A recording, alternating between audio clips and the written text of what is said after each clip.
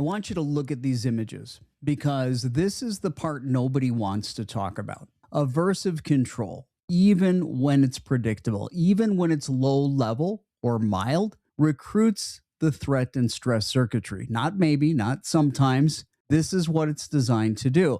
And if it didn't activate the nervous system as unpleasant, it would not function as a consequence. It would not suppress behavior. It would not produce avoidance. It would not create compliance. So when somebody says it's low level, it's low intensity, what they're really saying is, I'm still using a stimulus the brain treats as something to escape.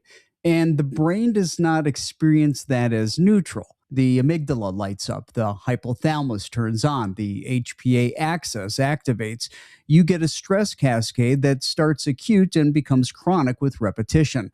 CRH, ACTH, cortisol, epinephrine, norepinephrine. This is not obedience. This is survival physiology. Now, let's say the dog looks calm. Outward calm does not equal internal calm because suppression can look like training. Inhibition can look like good behavior. A shutdown dog can look stable. But what you cannot see is the cost of repeatedly exercising threat circuits in a living nervous system. This is the core problem with the mild, low level, predictable argument. Mild does not mean humane.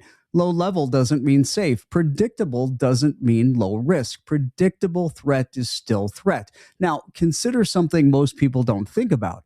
Most dogs begin training as puppies, as adolescents, while their brains are still developing. During development, repeated activation shapes the nervous system's wiring. What fires repeatedly becomes the norm.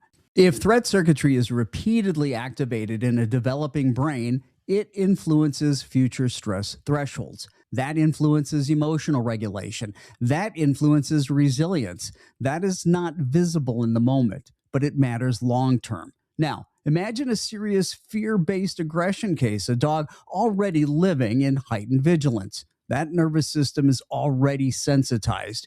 If you use aversive control to quiet the outward reaction, you might reduce the barking, but you're recruiting the same survival circuitry driving the reactivity. You're not calming the system, you're exercising it. You cannot build resilience while activating survival pathways. You cannot lower stress by stimulating stress circuitry.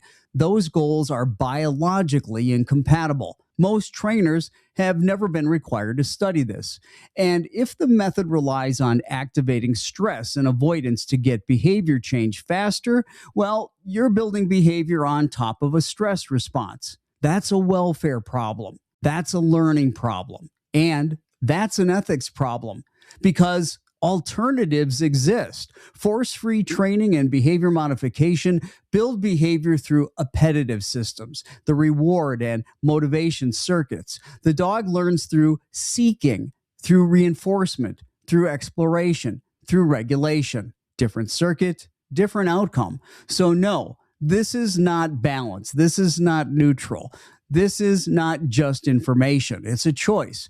A choice to use control through stress activation because it's convenient, because it's faster, because it lets the trainer avoid doing the deeper work. And I'm going to say this clearly. If your method requires deliberately recruiting an animal's threat circuitry to get compliance, you're not demonstrating skill. You're demonstrating a willingness to trade welfare for speed. And that is not humane training. That is not ethical practice. That is not behavior change. That's coerced performance. If you want real change, not just quiet, you do not train the dog's nervous system to escape.